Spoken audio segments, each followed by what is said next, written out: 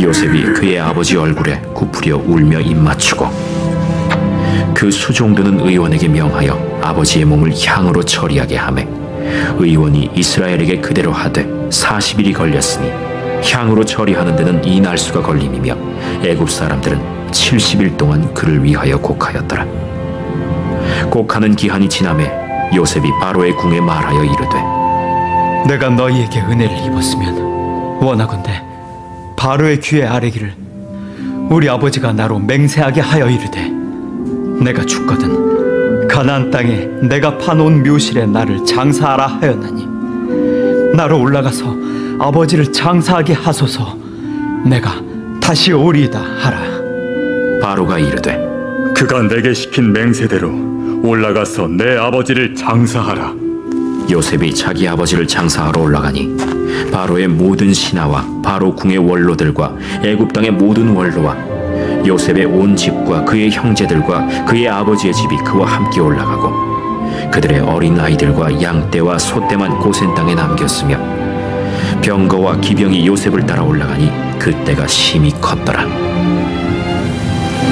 그들이 요단강 건너편 아닷 타작마당에 이르러 거기서 크게 울고 애통하며 요셉이 아버지를 위하여 7일 동안 애곡하였더니 그 땅 거민 가나안 백성들이 아닷 마당의 애통을 보고 이르되 이는 애굽 사람의 큰 애통이라 하였으므로 그 땅 이름을 아벨 미스라임이라 하였으니 곧 요단강 건너편이더라.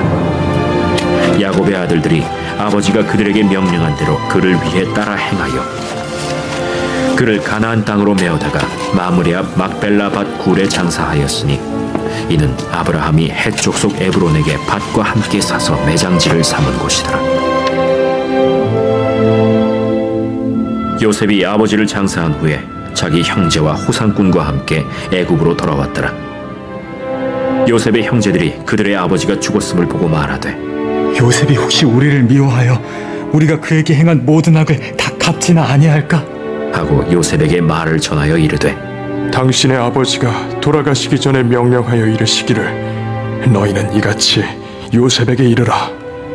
내 형들이 내게 악을 행하였을지라도 이제 바라건대 그들의 허물과 죄를 용서하라 하셨나니 당신 아버지의 하나님의 종들인 우리 죄를 이제 용서하소서. 요셉이 그들이 그에게 하는 말을 들을 때에 울었더라. 그의 형들이 또 친히 와서 요셉의 앞에 엎드려 이르되 우리는 당신의 종들이니이다. 두려워하지 마소서. 내가 하나님을 대신하리이까. 당신들은 나를 해하려 하였으나 하나님은 그것을 선으로 바꾸사 오늘과 같이 많은 백성의 생명을 구원하게 하시려 하셨나니 당신들은 두려워하지 마소서. 내가 당신들과 당신들의 자녀를 기르리이다 하고 그들을 간곡한 말로 위로하였더라. 요셉이 그의 아버지의 가족과 함께 애굽에 거주하여 110세를 살며 에브라임의 자손 3대를 보았으며 므낫세의 아들 마길의 아들들도 요셉의 스라에서 양육되었더라. 요셉이 그의 형제들에게 이르되 나는 죽을 것이나 하나님이 당신들을 돌보시고 당신들을 이 땅에서 인도하여 내사 아브람과 이삭과 야곱에게 맹세하신 땅에 이르게 하시리라. 요셉이 또 이스라엘 자손에게 맹세시켜 이르기를 하나님이 반드시 당신들을 돌보시리니 당신들은 여기서 내 해골을 메고 올라가겠다 하라. 요셉이 110세의 죽음에 그들이 그의 몸에 향재료를 넣고 애굽에서 입건하였더라. 그 부처가 제자들하고 이제 토론을 하는데 여러분들 한번 생각을 해보세요.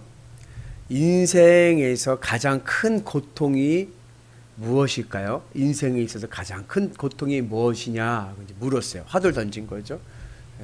그랬더니 한 제자가 대답하기를 사랑입니다. 인생에 있어서 가장 큰 고통은 사랑이다. 그죠? 여러분 사랑으로 얼마나 힘들어하고 사랑으로 또 얼마나 어려움을 겪기도 합니까? 물론 이제 사랑에는 이제 성욕도 있고 또 내가 정말 이렇게 사랑하는 사람과 같이 산다는 것도 쉽지도 않고, 그죠? 예. 인간은 사회적인 제약 속에 있기 때문에 인간에게 있어서 가장 큰 고통은 사랑이다. 이렇게 얘기를 했습니다. 근데 또 다른 제자가 또 이야기하기를 배고픔입니다. 배고픈 거. 돈이 왼수죠. 돈이 왼수. 돈에는요 만족이 없는 거예요. 예전에 몇 달 전인가 뉴스에 보니까는 어느 대학 교수님께서 피아노 레슨 시험 보는데 300만 원인가 받아가지고 아웃됐어요. 대학 교수가, 음대 교수가. 레슨이 시험 보잖아요. 오디션, 뭐지, 실기라고 그러나? 하는데, 이제 그거 하는데 뒤로 받은 거. 아유, 어떻게 생각하면, 아유, 서울의 그 유명한 대학 교수인데 뭔 300만 원 때문에 자기 목줄을 그렇게 매달까? 아니, 그러잖아요. 예? 음대 교수님, 예? 근데 그게 안 되는 거예요. 인간의 욕심은 이 한이 없는 거예요. 또 한 제자가 얘기합니다. 분노입니다. 그죠? 인간에게서 가장 큰 것도 분노. 화가 확 나면 어떻게 돼요? 그냥 열불 나면은, 그러면 이 이판저판 뭐에 다 때려쳐, 그죠? 다 때려치고 막 그냥 그 분노를 삭히고 뭐 이렇게 한다는 거. 이거 저 어려운 게 없어요. 안 하면 안 했지. 그죠? 못하면 못하지. 내가 그렇게 못한다. 그게 잘서 분노입니다. 또한 제자가 얘기합니다. 죽음입니다. 죽음이 얼마나 두렵습니까? 그죠? 죽음이 인간에게 있는 가장 궁극적인 두려움이죠. 근데 여러분, 죽음을 너무 두려워하지 마세요. 그 인간이 죽을 때 하나님 주신 축복이 있습니다. 그 뭐냐? 죽음은 고통이 없어요. 목사님 정말인가요? 저도 안 죽어봐서 모르겠는데 의사들이 그래요. 죽으면 고통이 없습니다. 왜냐하면 오히려 기뻐요. 평안해요. 왜냐하면 죽을 때 뇌에서 마지막으로 하는 일이 뭐냐면 뇌에서 도파민을 확 쏴버린대요. 도파민 아시죠? 행복 호르몬. 그러니까는 그 도파민이 마지막 죽을 때, 운명할 때 뇌에서 마지막으로는 쫙쫙 뽑아내가지고 죽을 때는 고통이 없고 오히려 평안하다.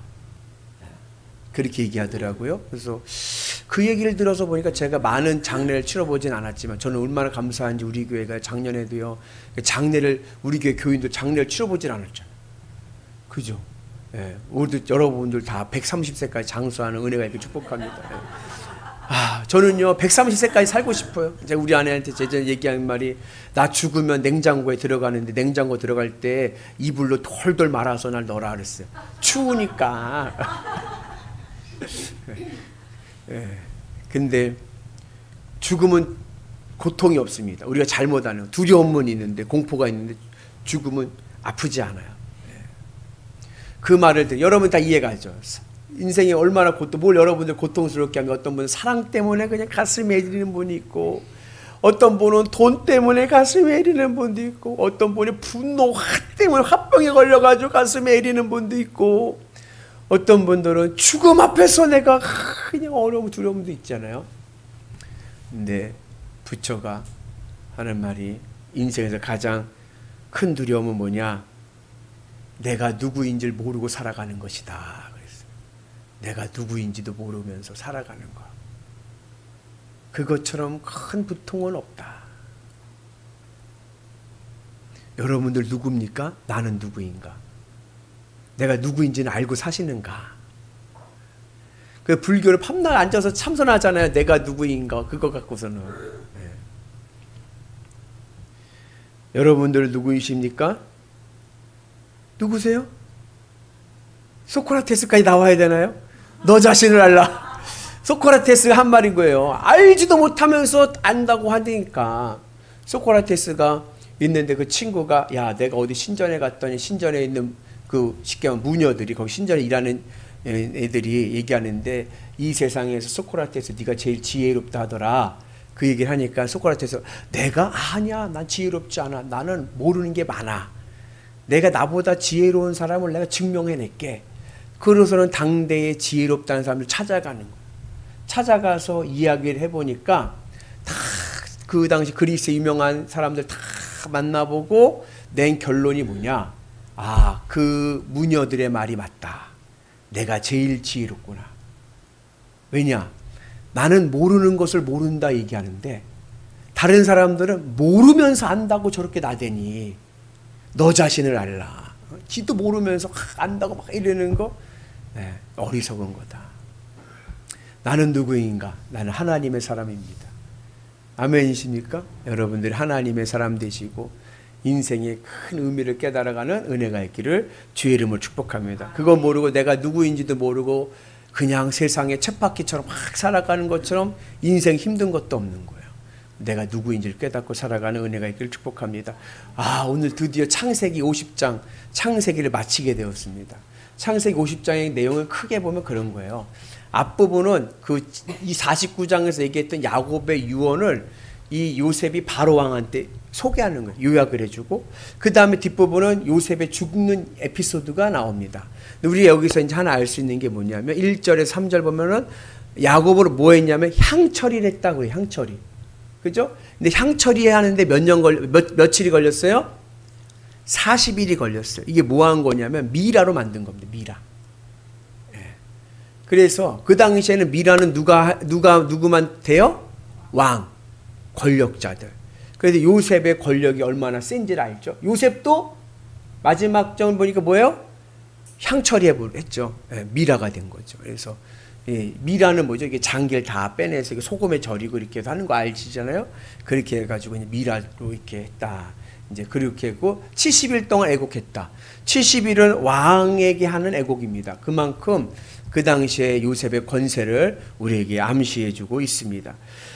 그렇게 해서 이제 한 세대가 끝나면서 창세기가 마감이 되는 거예요.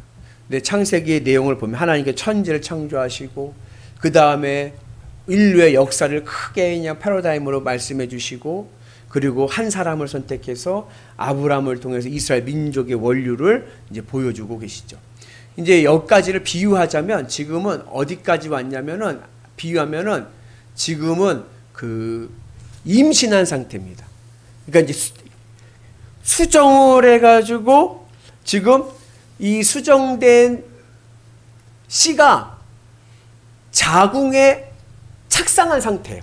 창세기는 비유하자면 하나님의 백성의 씨가 아브라함의 씨라고 하면 그 씨가 이제는 자궁에 착상된 상태이고 그게 자라는 게 이제 출애굽기의 이야기가 이제 그렇게 됩니다.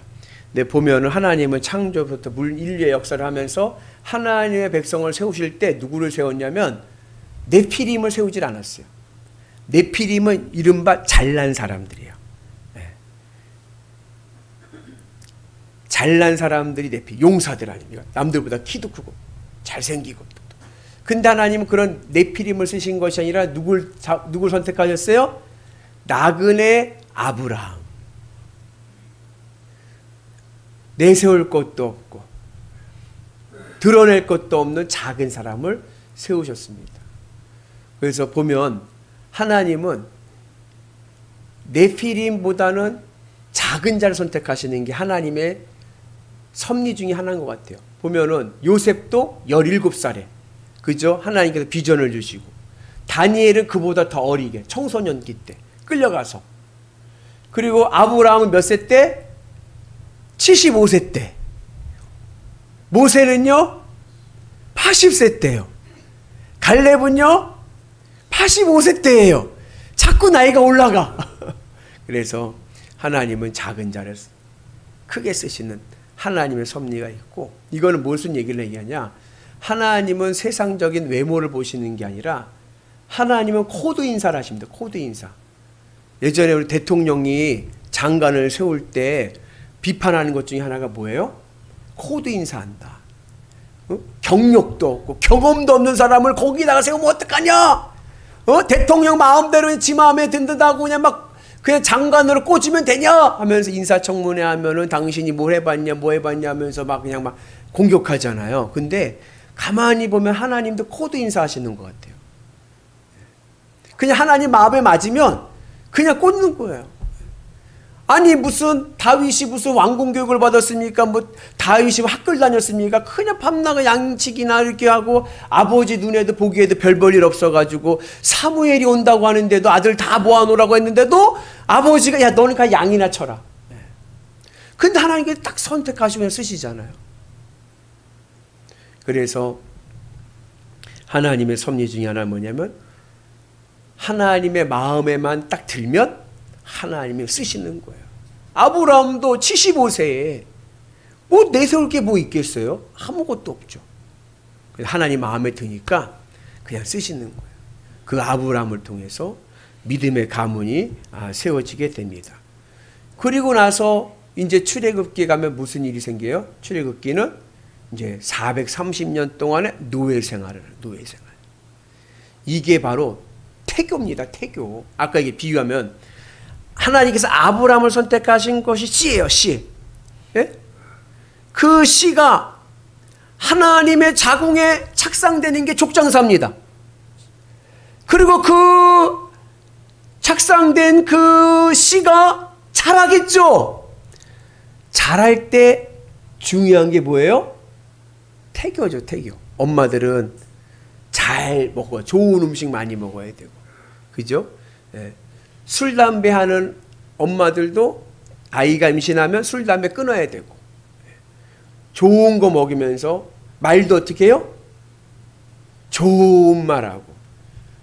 제가 해보니까요. 저희 아내 임신했을 때 우리 애들 잘 때마다 제가 우리 아내 배 놓고 기도해주면요. 소명이 소원이 이러면 발로 퐁퐁 차요. 반응을 하더라고. 그랬죠? 그랬죠? 예. 그래가지고 그렇게 태교를 하잖아요. 근데 하나님의 그 태교가 뭔지 아세요? 노예 근성을 만드는 거예요. 노예 근성. 여기 아주 중요한 신앙의 교훈이 있어요. 노예 근성을 만들어. 노예로 430년 동안이요. 그리고 출애굽해가지고 가나안 땅을 인도하시잖아요. 그 야곱의 형 에서는 430년 동안 그 가문은 잘 되고 잘 되고 잘 되는데 이 하나님의 씨로 하나님의 자궁에 착상된 이스라엘의 이 씨는 430년 동안 노예의 태교를 받는 거예요. 그래서 이 근성이 무슨 근성? 노예 근성을 만든. 거지 근성은 버리고 대신에 우리가 가져야 될 근성이 있습니다. 그게 뭐예요? 노예 근성이에요. 노예 근성. 노예 근성이 뭐죠? 노예는 늘 물어봐요. 주인한테. 그러죠. 노예는 자기가 이렇게 하질 않아요. 주인님 이거 할까? 주인이 비가 올 것 같은데 저거 덮을까요? 말까요? 물어보고 하지 내 마음대로 안 해요. 나는 누구인가? 내가 하나님의 사람입니까? 그러면 내게는 노예 근성이 있어야 돼요. 늘 물어봐야 돼요. 늘 하나님한테 물어보고 기도하고 말씀에 순종하며 살아가야 되는 거예요. 그 은혜가 오늘 우리 가운데 있기를 축복합니다. 그래서 이제 창세기와 출애굽과 연결되는 그 삶 속에서 우리가 가져야 될 근성은 노예 근성이다. 늘 하나님께 물어보고 순종하고 말씀을 따라가고. 노예는 주인의 말을 어기면 어떻게 돼요? 그러면 이제 멍석말이 당하는 거예요. 늘 말씀에 순종해서 은혜 가운데 있기를 축복합니다. 그리고 또 하나 오늘 요셉이 이제 아버지가 돌아가시고 난 다음에 요셉의 형들이 난리가 났어. 왜요? 보복이 두려운 거예요. 보복이. 그동안까지는 아버지가 있었으니까 그래도 봐줬다고 생각을 하는 거예요. 근데 아버지가 안 계시니까 그동안 자신들이 한 죄가 있으니까 그 보복이 두려운 거예요. 그래서 뭐라고 얘기하냐면 요셉은 아무 생각도 없는데 와서 살려달라고 그러니까 요셉이 울잖아요. 왜 울어요? 너무 서운한 거예요. 형들이 내 마음을 못 알아주니까. 그러면서 한 고백이 뭐예요? 형님들이 날 보내주신 것이 아니라 하나님께서 나를 보내주신 하나님께서 뭐예요? 악을 선으로 바꾸사. 하나님의 역사하심을 우리가 경험하며 살아가는 은혜가 있기를 축복합니다. 그래서 악조차도 선으로 바꾸시는 하나님, 하나님의 섭리 아래서 믿음의 은혜가 있으시기를 주의 이름으로 축복합니다. 그래서 늘 주의 은혜 안에서 겸손하게 그리고 화목하게 용서하시고 그리고 믿음 안에서 살아가기를 축복합니다. 요셉이 몇 세에 죽었냐 하면은 110세에 죽었어요. 조금 아쉬운 나이에요. 요즘은요 장수 시대라 제가 장례식장 가도 90세 돌아가셨다 그러면 좀 아쉬워. 그죠? 한 100세는 되셔야 그래도 아유 잘 사셨네 이러잖아요. 그죠? 좀 지나면 이제 110세, 120세 되겠죠. 요셉은 110세까지 살았어요. 형들보다 먼저 죽었어요. 그러나 그럼에도 불구하고 요셉의 마음에는 우리에게는 뭐예요? 나의 본향집이 있으니까 하늘 천국의 은혜로 승리하는 역사가 있기를 축복합니다. 그래서 출애굽기 연결하면은 그렇게 해가지고 나중에 임신을 해가지고 태교로 노예 근성을 배우는 거예요. 노예 근성을. 그리고 언제 잉태했습니까? 언제 응애 하고 태어났습니까? 그게 바로 출애굽기 19장 시내산에서의 언약인 거예요. 그래서 우리는 언제 태어났습니까? 우리는 주님의 십자가에 섰을 때. 세례식 하셨나요? 세례식을 통할 때 우리 응애 하고 태어난 거예요. 그래서 우리 하나님의 사람으로 살아가는 은혜가 있기를 주님의 이름으로 축복합니다. 바라기는 나는 하나님의 사람이다. 내가 누구인지를 모르고 살아가는 인생이 가장 인생이 고통스러운 인생이다. 내가 하나님의 사람임을 인정하고 노예 근성을 가지시고 늘 하나님 앞에 물어보면서 말씀 안에 순종하시는 위대한 성도 되시기를 주의 이름으로 축복합니다.